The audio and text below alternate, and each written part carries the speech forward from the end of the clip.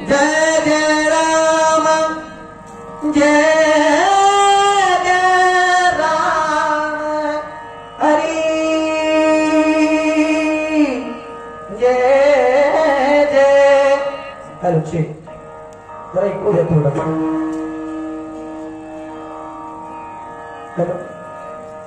Timing मला सांगा देतोय सगळ्यांनी टाळ्यांचा प्रतिसाद द्यायचा मुलांच्याकडे बघून माझ्याकडे राहू दे यांच्याकडे बघून भाऊ येईल का नाही असा एक टायमिंग सांगा मला राम कृष्ण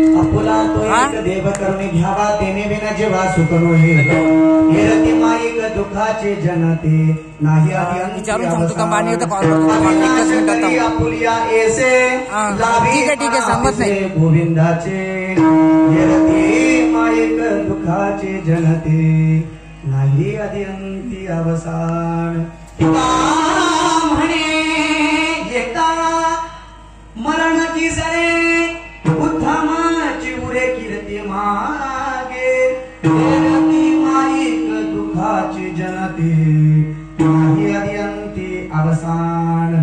प्रस्तुत प्राप्त कीर्तन रूपी सेवेकरता निवडलेला अभंग श्री देवनिवासी जन्मस्वरूप असणारे व यांच्या 16व्या वर्षी त्यांनी स्वराज्य निर्माण केलं ते छत्रपती शिवाजी महाराज त्यांचे धर्मगुरु जगाचा मालक विश्वाचा चालक भगवान परमात्मा ज्याचा दास होतो इतका अधिकार संपन्न असणारे देवमान्य संतमान्य जगतवंदनीय जगद्गुरु तुकोबाराय आज त्यांचा सेवेकरता त्याच्यावर जीवाला उपदेश करणारा 4 चरणाचा अभंग सेवेकरता निवडलेला आहे. अभंगाला सुरुवात करण्याच्या अगोदर थोडासा पर्याय द्यायचा म्हणजे तो म्हणजे असा चालत असलेला हा जन्मदिन महोत्सव आमदार साहेबांचा वाढदिवस त्यानिमित्त हा एवढा मोठा थाट साधलेला आहे.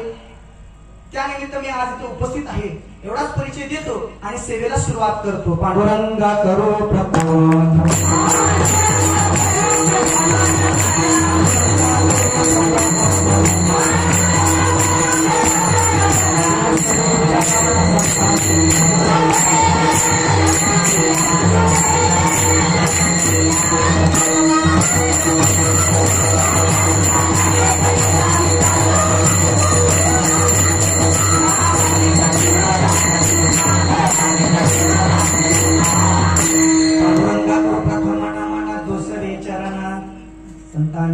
त्यांच्या कृपादाने कथेचा विस्तारू बाबाजी सद्गुरु दास तुका आपला तो एक देव करून घ्यावा तेने विना जीवा सुख नोहे. अभंगाच्या प्रथम चरणात जगद्गुरु तुकोबाराय सांगतायत त्याच्यावर जीवाला उपदेश करतात.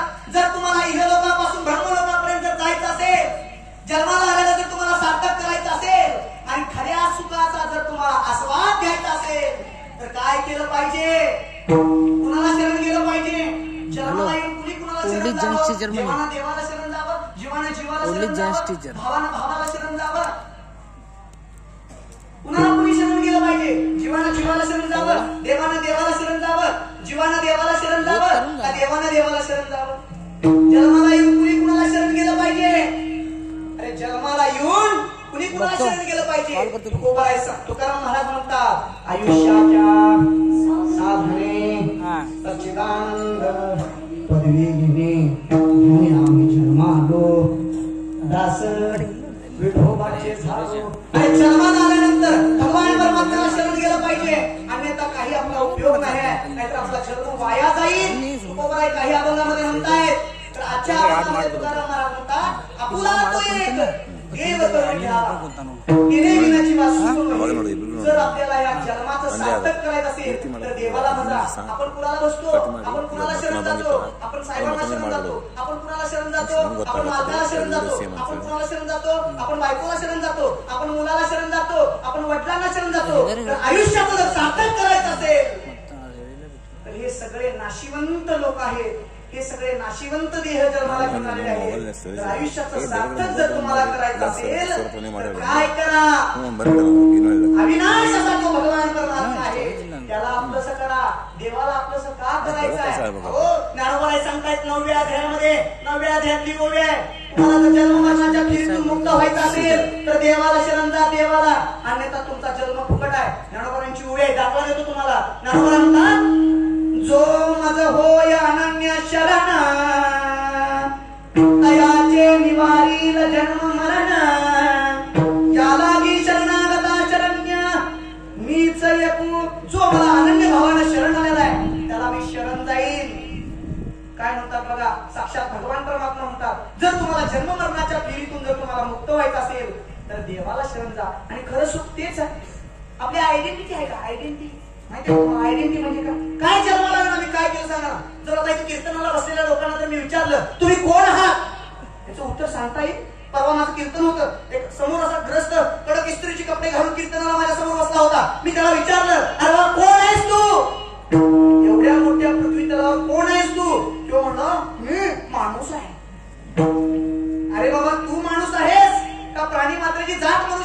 तो म्हणला प्राणी मात्राची जात मनुष्य आहे. मग तू कोण आहेस? तो म्हणला मी सकाराम आहे. अरे बाबा तू सकाराम आहेस का तुझं नाव सकाराम आहे? तो म्हणला माझं नाव सकाराम आहे. अहो नाव तरी आपलं आहे काय? उपजल्या बालकासी नाव नाही ते पासी ठेविले नावासी ओदी येत उडी. ज्ञानोबा सांगतात नाव सुद्धा आपलं नाही, ते कुणीतरी आपल्याला दिलेलं आहे. मग आपलंच असं जीवनात काय आहे? त्याला विचारलं कोण आहे तू? तो म्हणला सकाराम आहे. अरे बाबा तू सकाराम आहेस का तुझं नाव सकाराम आहे? तो म्हणला माझं नाव सकाराम आहे. मग तू कोण आहेस? परत तिथंच मुद्दा आला. तो म्हणला मी डॉक्टर आहे. अरे बाबा तू डॉक्टर आहेस का तुझी पदवी डॉक्टर आहे? तो म्हणला माझी पदवी डॉक्टर आहे. मग तू कोण आहेस? तो म्हणला महाराज कीर्तनाला बसू का उठून जाऊ? सांगा की तुम्हाला कशाला आणलंय? सांगायलाच आणलंय. तुम्हीच सांगा मी कोण आहे. अरे माझ्या समोर इथं बसलेले 40 वर्ष असेल, 50 वर्ष असेल, कोण 60 वर्ष असेल, कोण 35 वयाचा असेल तर त्यांना 35 वर्ष जगलीत, आयुष्याचं 35 वर्ष वया घालवीत, तर त्यांना हे सांगता येत नाही की मी कोण आहे. तुकोबाराचा गाथा उघडा, काकड्याचे प्रकरण उघडा, इथं सांगितलेलं आहे मी कोण आहे. मी वासुदेव तद्गता गोडो येईल विचारता. मी कोण आहे? मी वासुदेव आहे. मी ब्रह्मज्ञान आहे. हो ब्रह्मज्ञान. ब्रह्मज्ञान मिळवायसाठी कुठं काशीला जायला पाहिजे? नाही. पंढरपुरात जाऊन बसायला पाहिजे? नाही. आळंदीला जाऊन बसायला पाहिजे? नाही. तुम्हाला जर ब्रह्मज्ञान प्राप्त करायचं असेल, तुम्हाला जर ब्रह्मज्ञान प्राप्त करायचं असेल तर मी सांगतो पंढरपूरच्या वाऱ्या केल्यानंतर तुम्हाला ब्रह्मज्ञान प्राप्त होईल का? नाही हो नाही. तुकाराम महाराज म्हणतात तुम्हाला जर ब्रह्मज्ञान प्राप्त करायचं असेल तर एकच काम करा, भगवान परमात्म्याला शरण जा, भगवान परमात्म्याचं नामचिंतन करा. तुकाराम महाराजांचा एक अभंग आहे, एक बोल तरी सुस्पष्ट बोला,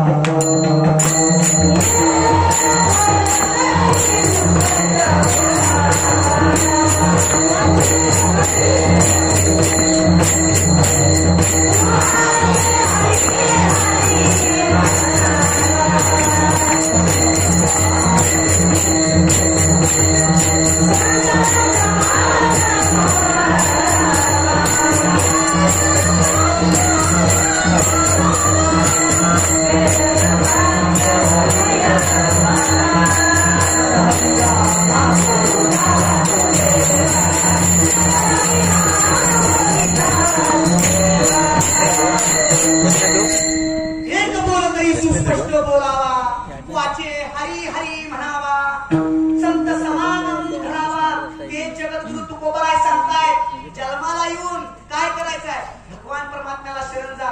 तुमचं आयुष्याचं सार्थक झाल्याशिवाय राहणार नाही. ते जगद्गुरु तुकोबाराय अभंगाच्या पहिल्या चरणात सांगतायत. आपुला तो एक देव करून घ्यावा, तेने विना जीवा सुख नोहे. त्याच्याशिवाय जीवाला सुख नाही हो.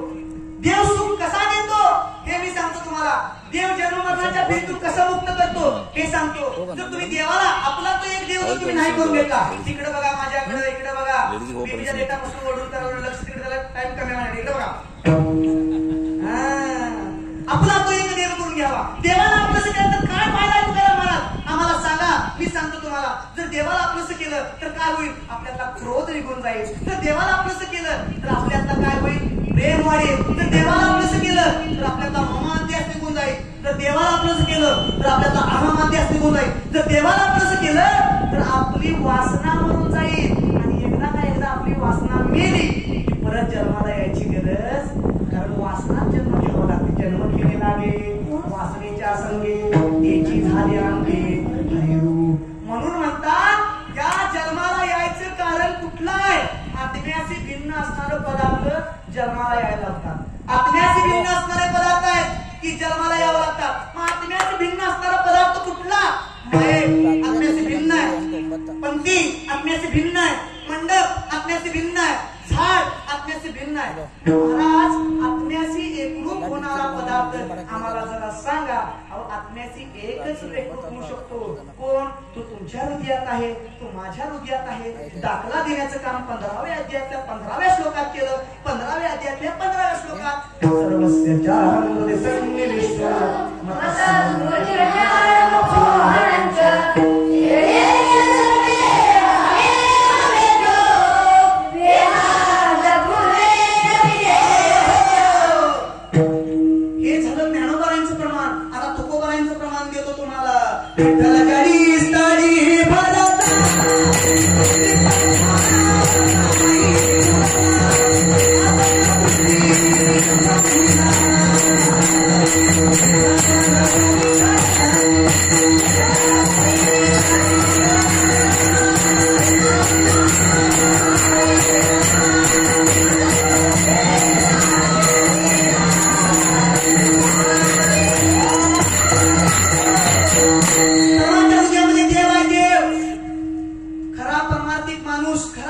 माणसाला हे कळतंय, जो रोज वारी करतो, रोज नामचिंतन करतो, खरं त्याला हे जर कळत नसेल सर्वसामान्याच्या हृदयात सुद्धा देव आहे, त्याचा परमार्थ मातीत गेला महाराज. चुकीचं बोललो का? नाही नाही नाही. तुका म्हणे सत्य कर्मा व्हावे साह्य, घातरी अभय नरका जाणे. तुकाराम महाराज म्हणतात जन्माला आपण सगळी कर्म करतो जन्माला आल्यानंतर, तर जे आपण पाठ केल्या एक तरी ओवी अनुभवावी, त्यात आपलं आचरण काय आहे हे सगळ्यात महत्वाचं आहे. आत्म्याशी भिन्न असणारे पदार्थ हे सगळे दुःख देणार आहेत. आत्म्याशी एकरूप होणारा जर कोण असेल तर तो परब्रह्म आपल्याला एकरूप होतो. म्हणूनच इतर सगळे पदार्थ दुःख देतात. तेच जगद्गुरु तुकोबांनी अभंगाच्या दुसऱ्या चरणात सांगितलं, विरती माई दुःखाची जनती नाही आधी अंती अवसान. कबीर महाराजांचं एक वाक्य आहे, कबीर महाराजांचा एक दोहा आहे, तुम्हाला सांगतोय का? तुम्हाला आवडेल. आई कुणाची आहे, बाप कुणाचा आहे, भाऊ कुणाचा आहे? भाऊ आपल्याला कधी आपलं म्हणतो, आई आपल्याला कधी आपली म्हणते. अरे बहीण सुद्धा आपल्याला कधी म्हणते सांगताय का? कबीर महाराज म्हणतात, माँ कहे बेटा मेरा है, बाप कहे बेटा मेरा है, ना माँ का ना बाप का ये तो जन्म देने का नाता है, काया नगर का सौदागर. बहन कहे भाई मेरा है, भाई कहे बहन मेरी है, ना भाई बहन का ना बहन भाई की ये तो रक्षा बंधन का नाता है, काया नगर का सौदागर. सौदागर आहे ही नाती आहे, ही सौदागर आहे. ही नाती आपल्याला काळापासून वाचवू शकत नाहीत, ही नाती आपल्याला बंधनातून सोडू शकत नाहीत, ही नाती आपल्याला जन्म मरणाचा उद्धार करून देऊ शकत नाहीत. एवढं लक्षात ठेवा. देवाला न धरता जर तुम्ही जर तुम्ही घरातल्या नात्या धात्यांना जर तुम्ही धरून बसला तर एक ना एक दिवस अंती जाणे स्मशानवाटी. शेवटी स्मशानवाट आहे. नाथ महाराज म्हणतात एवढं सांगून जर तुम्हाला नाही कळलं तर नाथ महाराज काय म्हणतायत? नाथ महाराज म्हणतात एवढं सांगून जर तुम्हाला नाही कळलं तर नाथ महाराज म्हणतात ते जरी नाही कळलं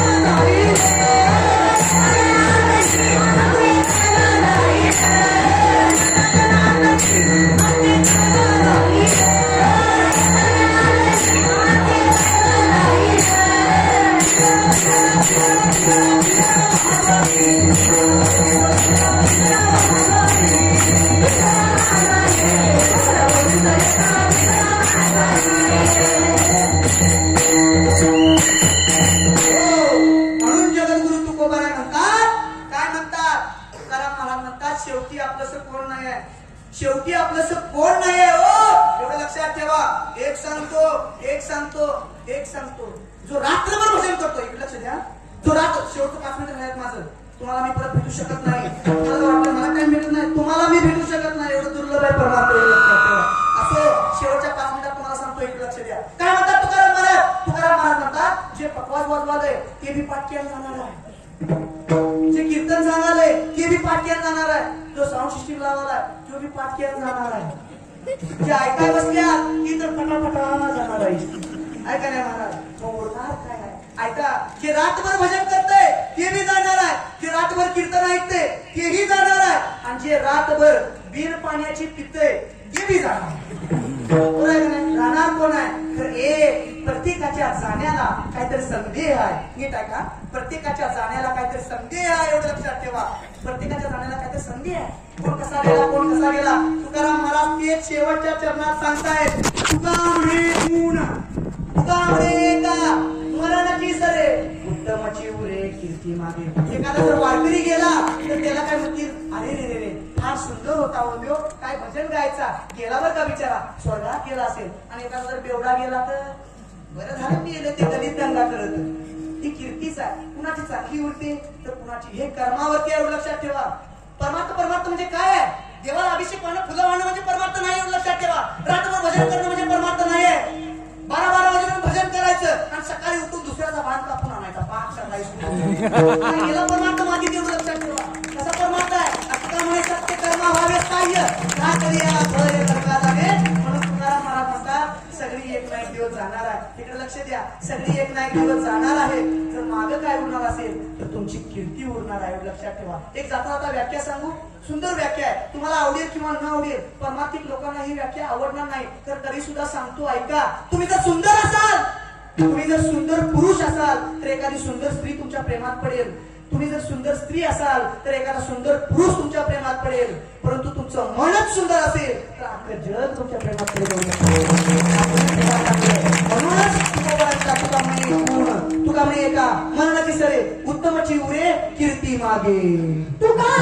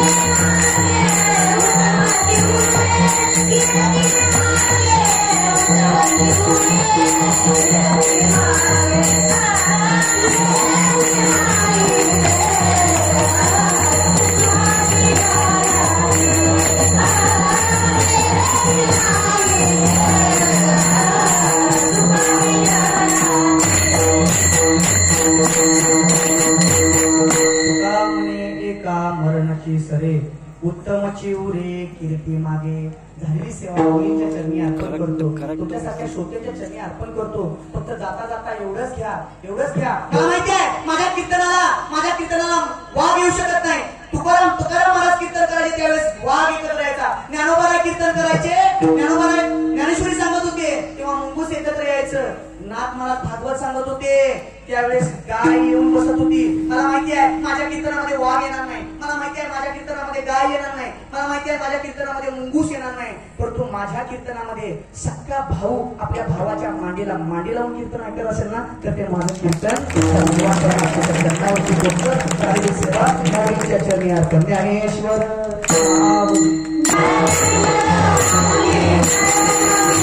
Thank you.